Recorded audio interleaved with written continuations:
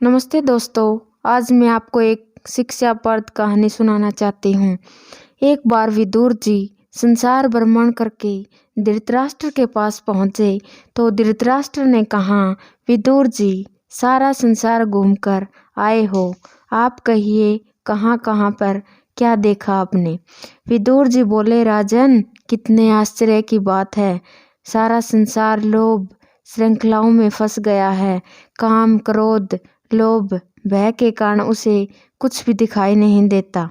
पागल हो गया है, आत्मा को वह जानता ही नहीं। तब एक कथा उसने सुनाई। एक वन था बहुत भयानक, उसमें भूला भटका हुआ एक व्यक्ति जा पहुंचा। मार्ग उसे मिला नहीं, परंतु उसने देखा कि वन में शेर चीते रीछ हाथी और कितने ही पशु दहाड़ रहे हैं। भय से उसके हाथ पांव कांपने लगे। बिना देखे वह भागने लगा। भागता भागता एक स्थान पर पहुंच गया। वहां देखा कि विस्तर सांप पंख फैलाए फुकार रहा है। उसके पास एक वृद्ध स्त्री खड़ी है। महाभयंकर सांप जब इसकी ओर लपका तो वह फिर भागा और अंत में हाँफता हुआ एक गड्ढे में जा गिरा, जो घास और पौधों से ढका पड़ा था। सौभाग्य से एक बड़े वृक्ष की शाखा उसके हाथ में आ गई। उसको पकड़कर ही वह लटकने लगा।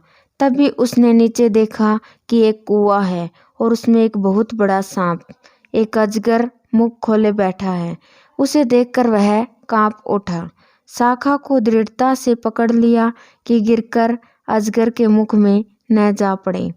परंतु ऊपर देखा तो उससे भी भयंकर दृश्य था।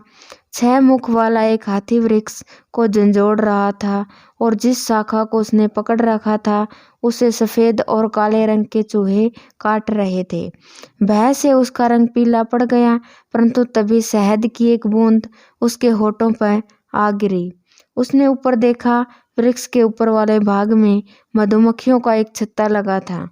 उसी से सन्ने सन्ने शहद की बूंदें गिरती थी।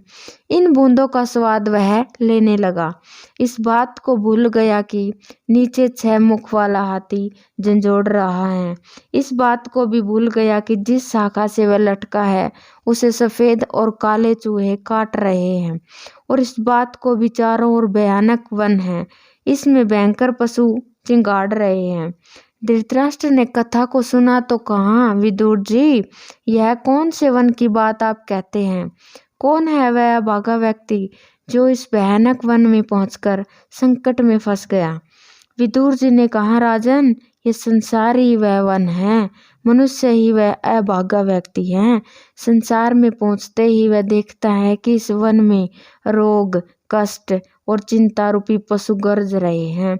यहाँ काम क्रोध लोभ मोह और अहंकार के 5 विस्तर सांप फन फैलाए फुकार रहे हैं। और यही वह बूढ़ी स्त्री है जिसे वृद्धावस्था कहते हैं और जो रूप तथा यौवन को समाप्त कर देती हैं। इनसे डरकर वह भागा है। वह शाखा जिसने जीने की इच्छा कहते हैं हाथ में आ गई। इस शाखा से लटके लटके उसने देखा कि नीचे मृत्यु का महासर्प मुंह खोले बैठा है।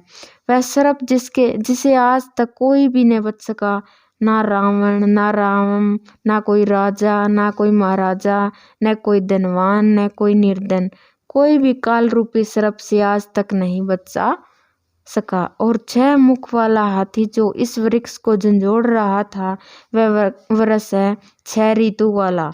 6 ऋतु ही इसके मुख हैं। लगातार वह इस वृक्ष को झंझोड़ता रहता है और इसके साथ ही काले और श्वेत रंग के चूहे इस शाखा को तीव्रता से काट रहे हैं।